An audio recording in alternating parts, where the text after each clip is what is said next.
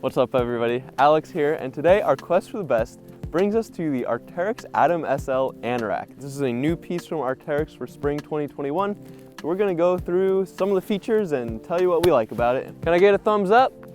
So we have the opportunity to talk about this Atom SL Anorak on this beautiful 1 degree day here in Fairbanks. We have some light snow coming down, and we're going to get into this.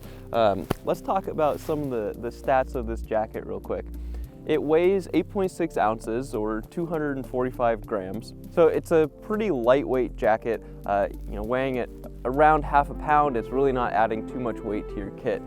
Now I am wearing a medium today. Now granted, when you see this on the video, know that you normally wouldn't wear as much under it as I'm wearing right now. It is a little bit cold to just wear this as a standalone piece today.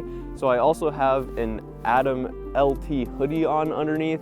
That's not really something you do in real life, so kind of take that into consideration. But I am wearing a medium that is the size that I would normally wear in Arc'teryx. I am 5'7" and around 145 pounds, or 66 kilograms and 170 centimeters.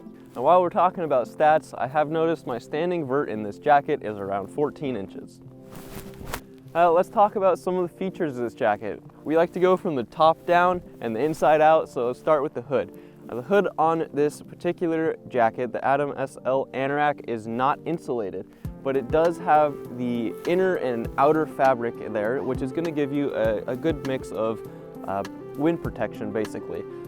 So I'm going to put the hood up so you can kind of get an idea of what that looks like and how much protection that's going to get you.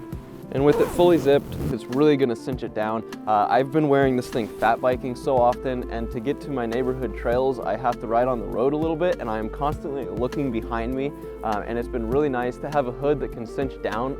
If the hood doesn't cinch down, I found that rotating my head, the hood kind of stays in place, and then I end up looking at the side of the hood instead of behind me. So I do really appreciate that you can cinch that hood down. Kind of a nice feature. One other kind of nice feature of the hood is if you don't want to use the hood, it is stowable. So there's a button on the back and it goes through this little loop, and you can roll that hood up and it just stows it really nicely. Especially if you're layering this thing with other pieces, it's going to... Our stabilizer didn't like the snow and it died. So we're going handheld. So when you do have that hood kind of rolled up and stowed, they made it, the design of it, so it doesn't really remove the neck protection or the collar protection. So even with the hood rolled up, you still have a couple inches of collar all around your neck, which is kind of nice. Like, it's not like it's just completely removing that, especially in wintertime or colder environments. I really like having a little bit of neck protection. If you've seen our Arc'teryx Strika hoodie review, you know how much I love that this fleece provides a lot of that. Now for adjusting the hood, when you have that hood up, there's just one adjustment on it and it's really easy to pull. It's, even with gloves on, it's easy to find, easy to pull, and really cinch that down, which is nice, especially in colder weather. If you're wearing this thing, you don't have to fumble around with taking your gloves off. Really good adjustment on the back of that hood. Now if you're a fellow gear quester, hit that subscribe button and give us a thumbs up. Now, moving down a little bit, let's talk about the zipper. Now obviously being an Anorak, this is, the zipper doesn't go all the way down. If you've never had an Anorak before, or if you're hesitant about an Anorak, I would highly recommend trying it out. They're really great. When I first started trying out Anoraks, I really wasn't a huge fan until I started using them more, especially the Fjallraven Anorak number 8. I was a huge fan of that over the past couple winters. Some people really like the full zip. It makes it a little easier to put it on and take it off. But I have found that this thing, the SL Anorak, fits roomy enough and it stretches just enough that it's really not that challenging to put it on or take it off.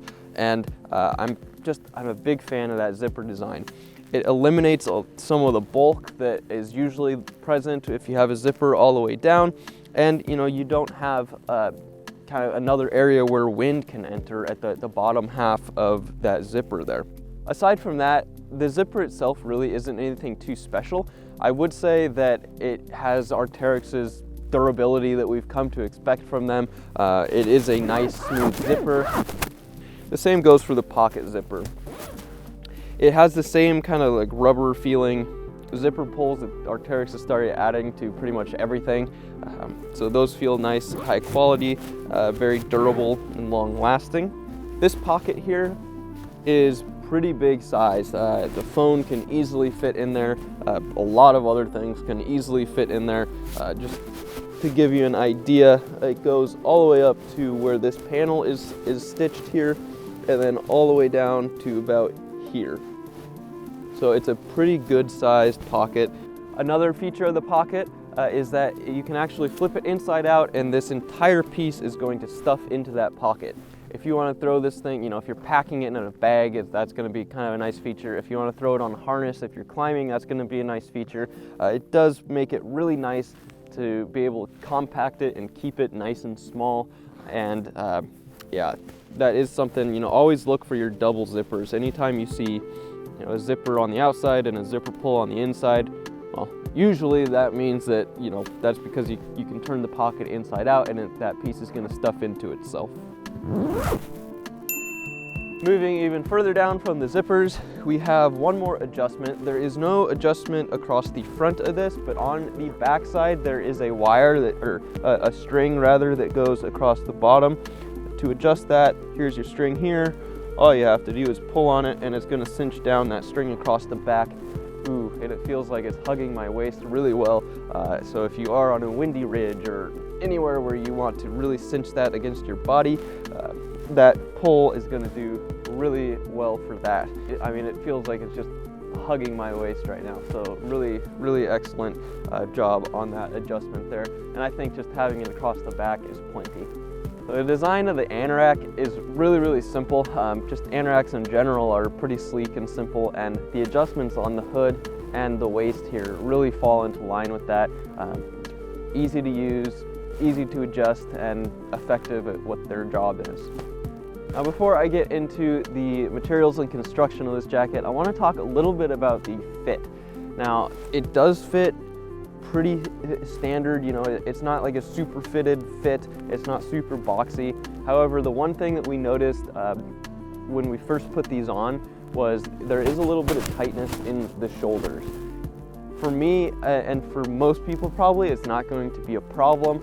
If you do have really broad shoulders though, you may notice that it's a little bit constricted. Now, like I said, mostly I've been wearing this for fat biking, where my hands are in a position like this. It has not been a problem for me. I am really curious what it would be like climbing. If you're using it where you need a really big range of motion, you might feel a little bit of tension.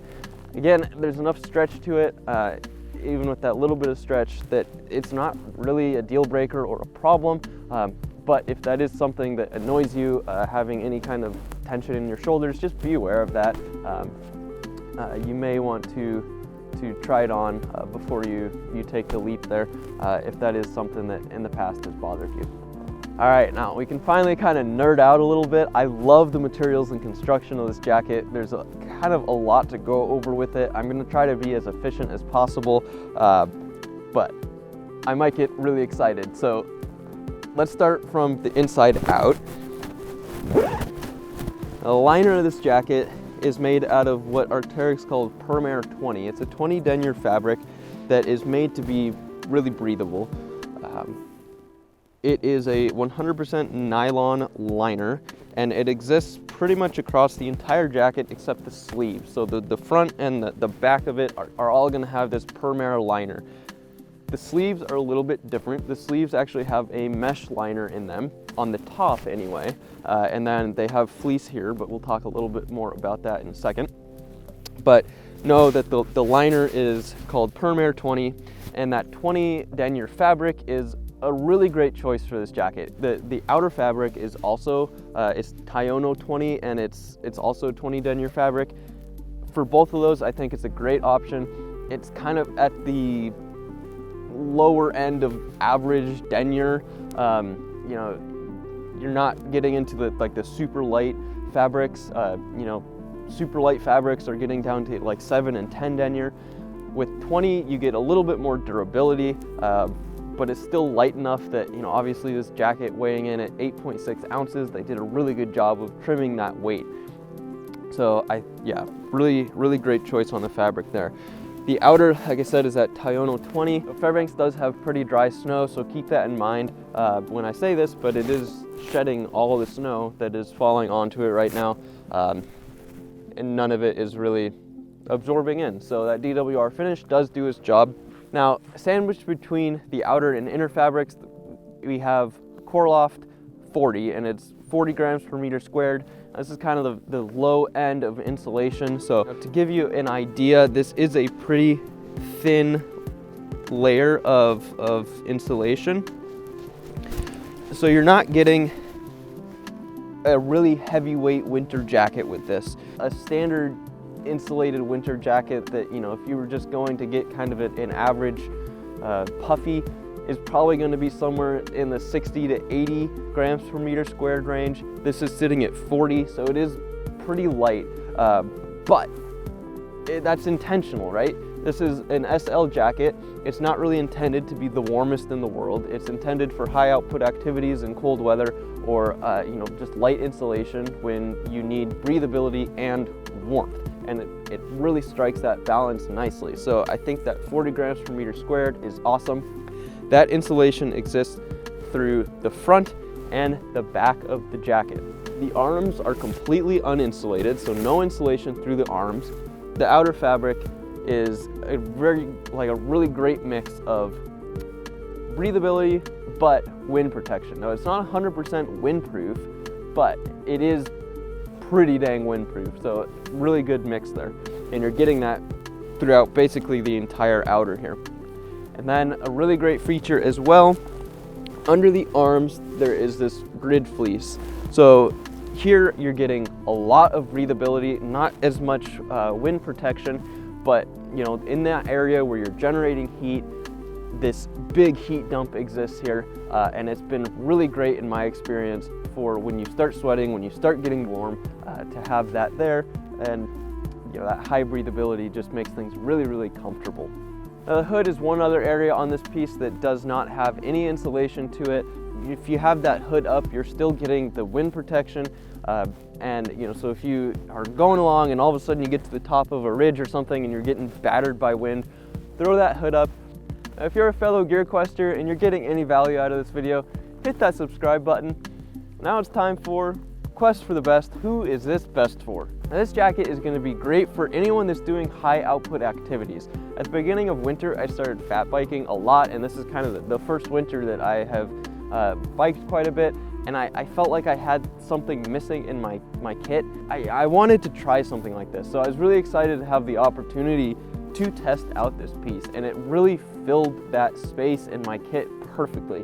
It's been great fat biking in colder temperatures as a mid layer.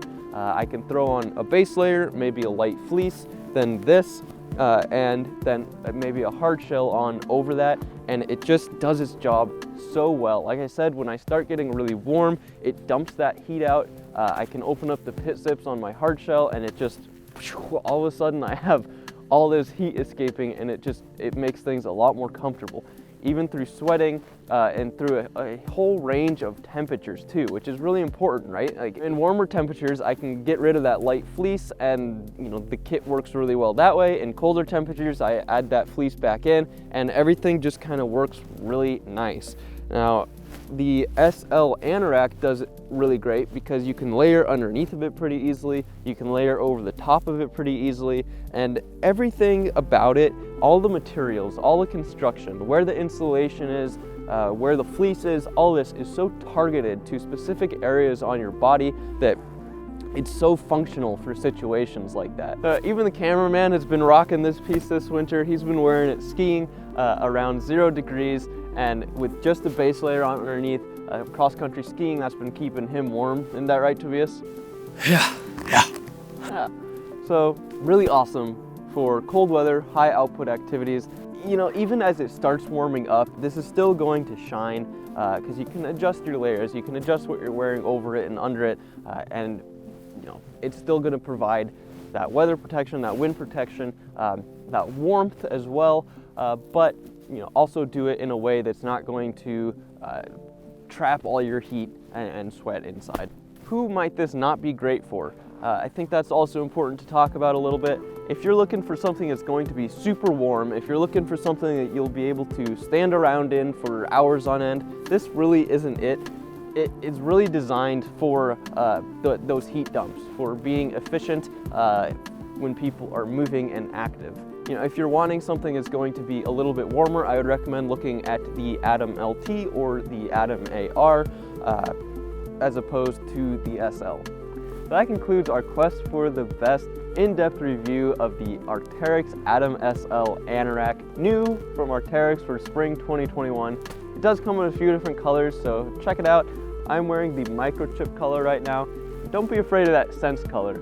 Everyone here has really liked it. It looks really good in person and it kind of grows on you. So yeah, check them out. And thanks for watching. Stay well. We'll see you next time. Hood up and Sendius Maximus.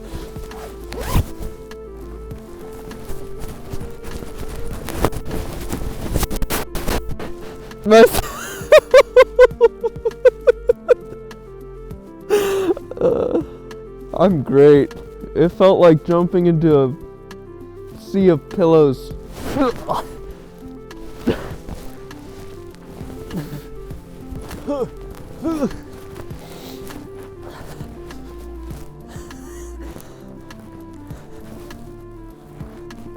Was that Sendius Maximus enough?